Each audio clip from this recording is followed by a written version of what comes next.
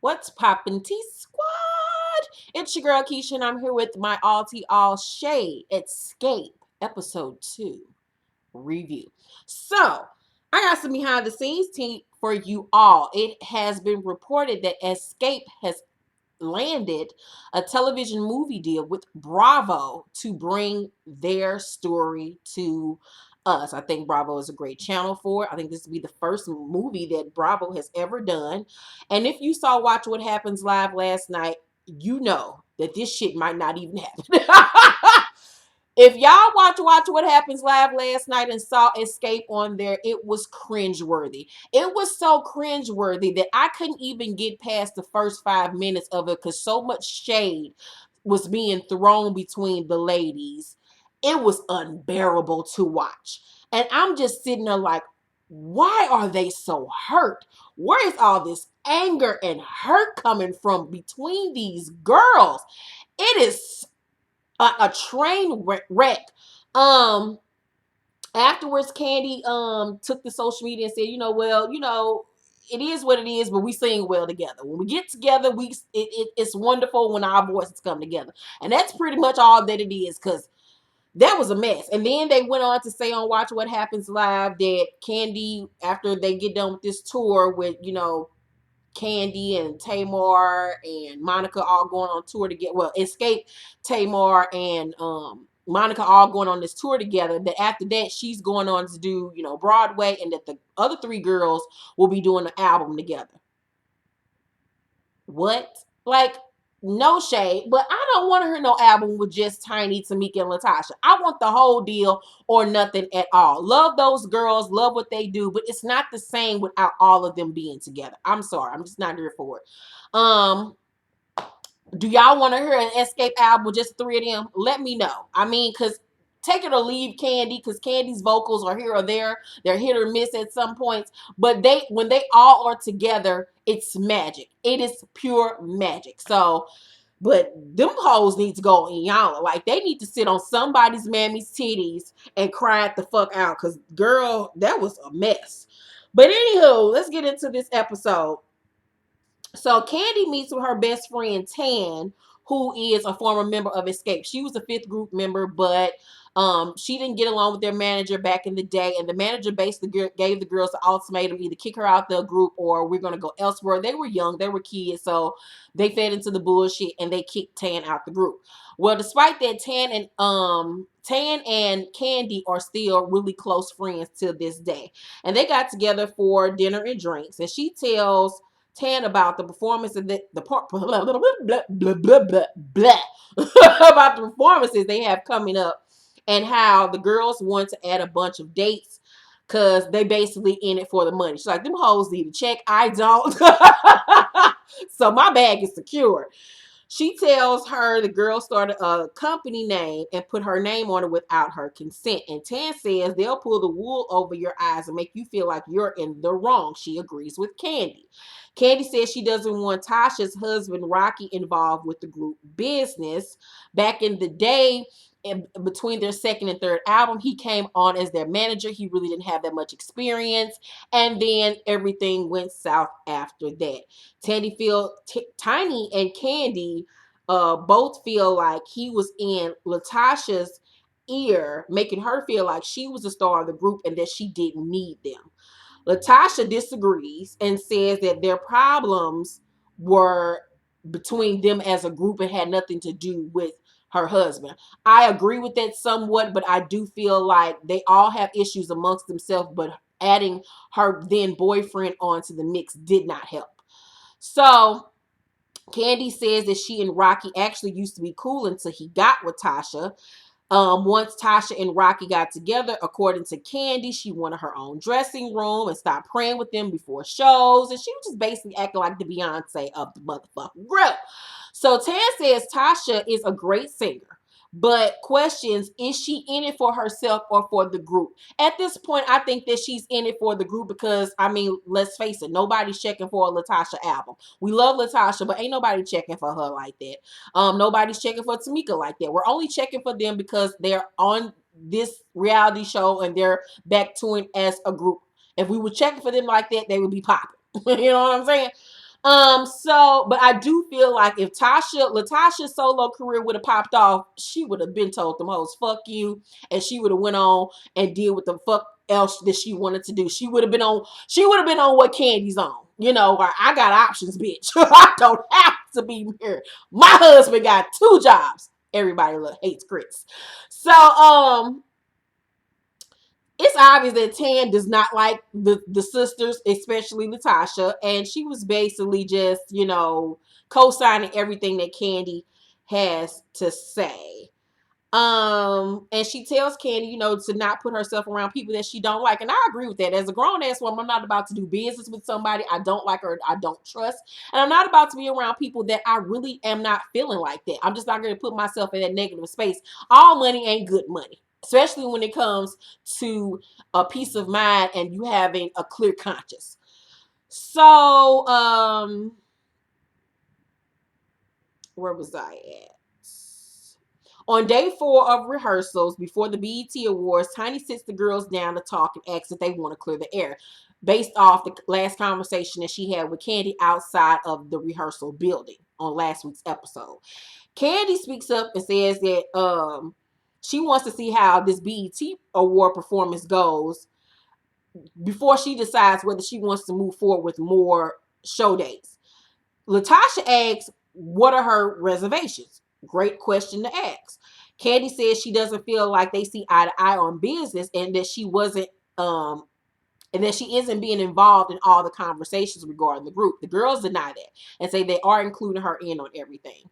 And I don't think they're leaving her out of any conversations. I really don't. And we'll get on that in a second. Kandi says she didn't know about the group's trademark, but Tamika says that she did. And I was like, how could she not have known if on last week's episode, Tamika said I had to call you and get your address for everything. So I think Kandi, I call bullshit on that, Kandi.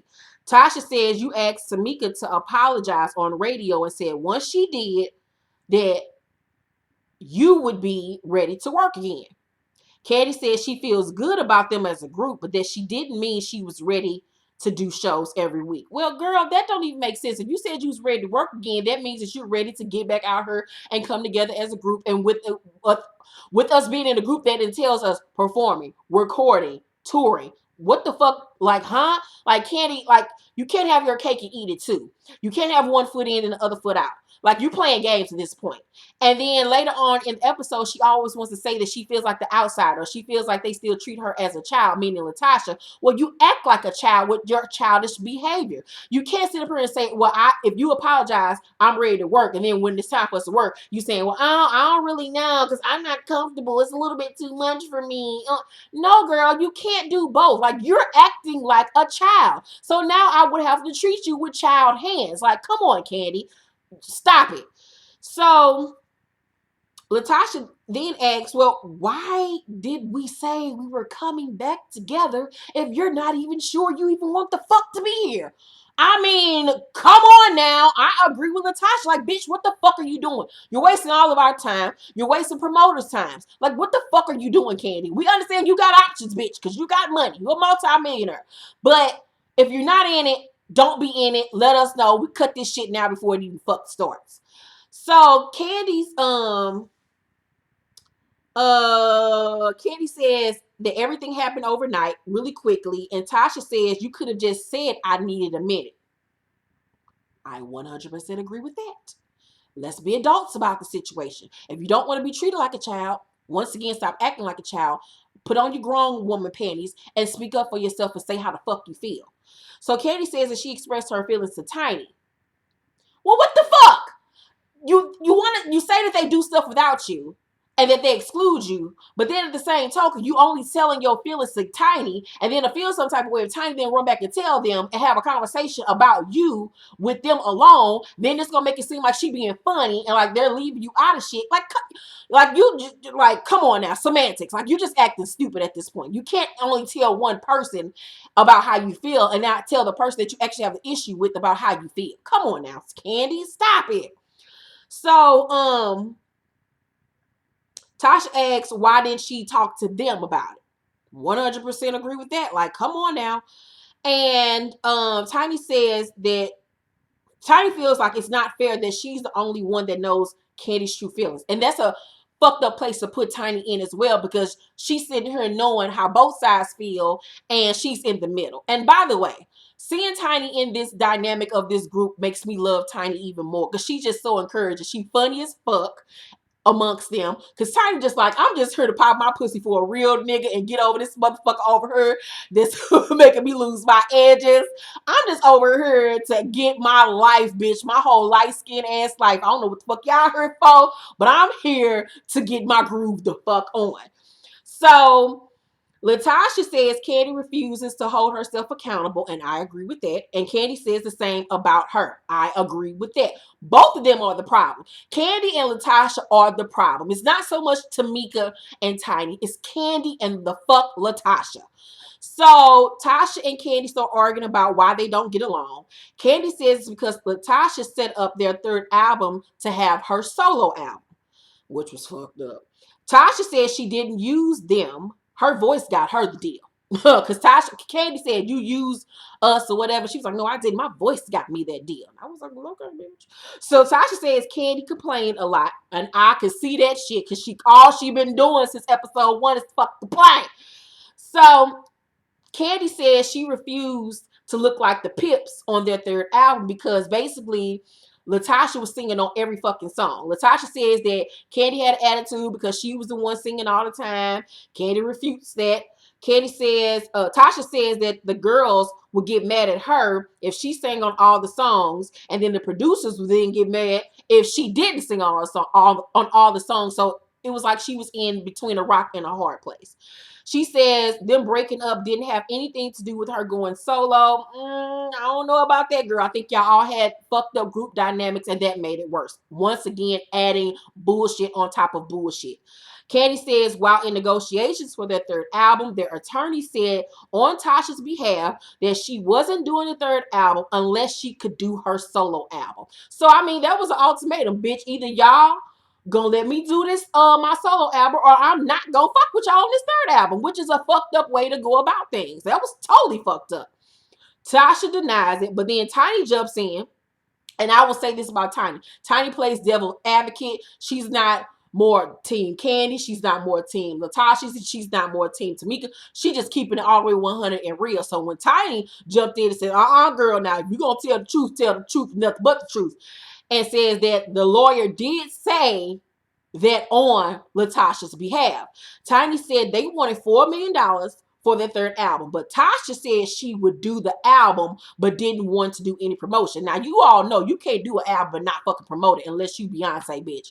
Like, especially back in those days, you had to get out there and do radio and do mall shit and do indoor store appearances, do magazines. You had to get out there to pump your record up. And back then, shit, it would be a 3 to 4 month promotional period before the album even fucking dropped. So the fact that she said that she wouldn't even do promotion said a lot. And that was her putting on her diva hat, honey.